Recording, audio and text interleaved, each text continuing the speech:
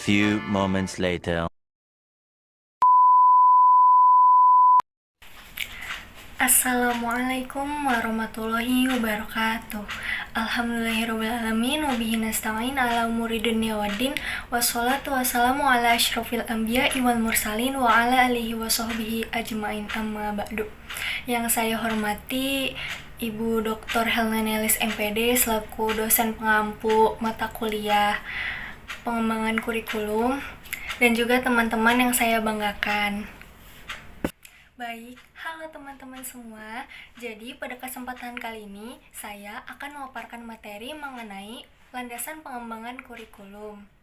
Namun, sebelum kita membahas lebih lanjut mengenai landasan pengembangan kurikulum, alangkah lebih baiknya kita mengetahui terlebih dahulu apa sih kurikulum itu. Yang pertama, kita akan membahas pengertian kurikulum secara etimologi dan terminologi. Secara etimologi, kata kurikulum berasal dari bahasa Latin yaitu currere yang berarti berlari atau menjalankan. Dalam konteks pendidikan, kurikulum mengacu pada rencana atau program yang dijalankan atau dilaksanakan oleh sebuah lembaga pendidikan. Sementara secara terminologi, kurikulum adalah seperangkat rencana dan pengaturan pembelajaran yang mencakup tujuan, isi pembelajaran, metode pengajaran, serta evaluasi hasil pembelajaran yang dirancang untuk memandu proses pendidikan di sebuah institusi atau sistem pendidikan. Selanjutnya yaitu pengertian kurikulum menurut para ahli. Yang pertama, menurut Hilda Taba, kurikulum adalah seperangkat rencana atau pengaturan pembelajaran yang diatur oleh seorang guru untuk mencapai tujuan pendidikan tertentu. Yang kedua, menurut Ralph Whittiller, kurikulum adalah seperangkat rencana yang berisi tujuan pendidikan, pengalaman belajar, serta evaluasi yang disusun secara sistematis untuk mencapai tujuan pendidikan tertentu. Yang ketiga, menurut William H. Kilpatrick, kurikulum adalah seluruh pengalaman yang disusun secara sadar dan terencana yang dialami oleh setiap siswa dalam proses pembelajaran di sekolah.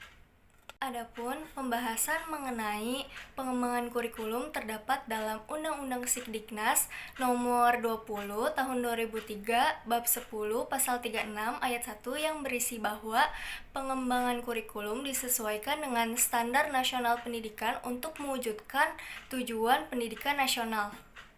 Dan dalam pasal 38 ayat 2 juga dijelaskan bahwa kurikulum pada pendidikan dasar dan pendidikan menengah dikembangkan sesuai dengan relevansinya oleh satuan pendidikan atau komite sekolah di bawah koordinasi Dinas Pendidikan atau kantor Departemen Agama tingkat kabupaten atau kota untuk pendidikan dasar dan tingkat provinsi untuk pendidikan menengah.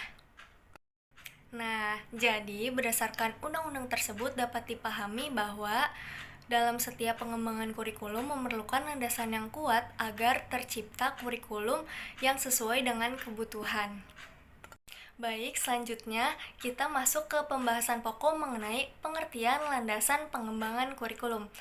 Landasan pengembangan kurikulum ialah bidang-bidang yang dapat dijadikan dasar pokok keputusan mengenai kurikulum, karena berdasarkan landasan tersebut dapat menjawab pertanyaan-pertanyaan mendasar seperti bagaimanakah tujuan hidup manusia, lalu hal-hal apa saja yang dapat diajarkan kepada generasi muda agar dapat membimbing mereka ke kehidupan yang lebih baik, lalu apa saja sih peranan guru atau sekolah dalam hal ini, dan lain sebagainya.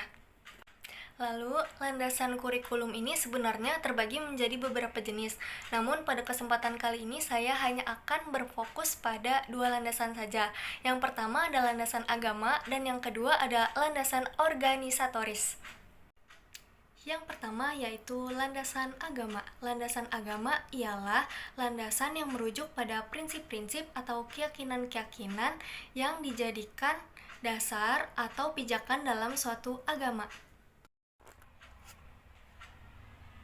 Adapun jenis-jenis landasan agama yaitu yang pertama landasan agama Hindu yang berisi konsep karma atau hukum sebab akibat, dharma atau tugas dan kewajiban, dan reinkarnasi atau kelahiran kembali.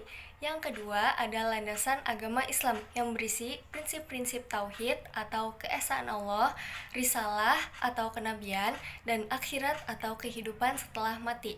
Yang ketiga ada landasan agama Kristen yang berisi kebangkitan Yesus Kristus, kehidupan sesuai dengan ajaran Alkitab, dan konsep kasih atau agape.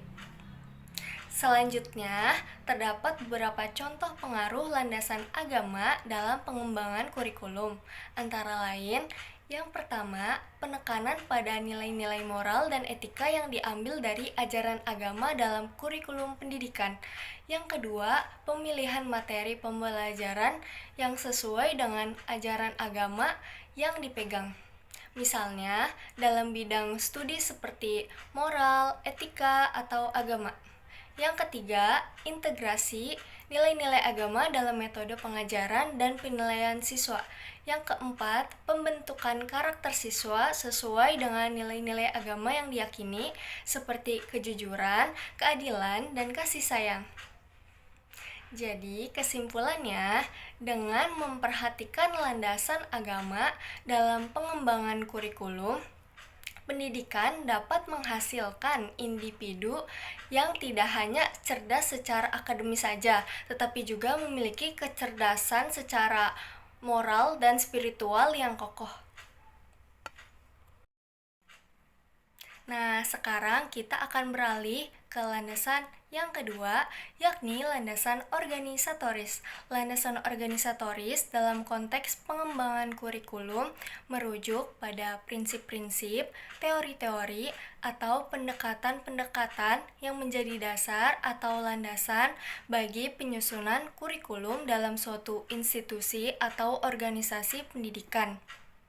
Landasan organisatoris ini juga memiliki beberapa jenis loh teman-teman. Yang pertama, filosofis, berkaitan dengan pandangan dan nilai-nilai yang mendasari pendidikan, misalnya humanisme, progresivisme, atau konservatisme.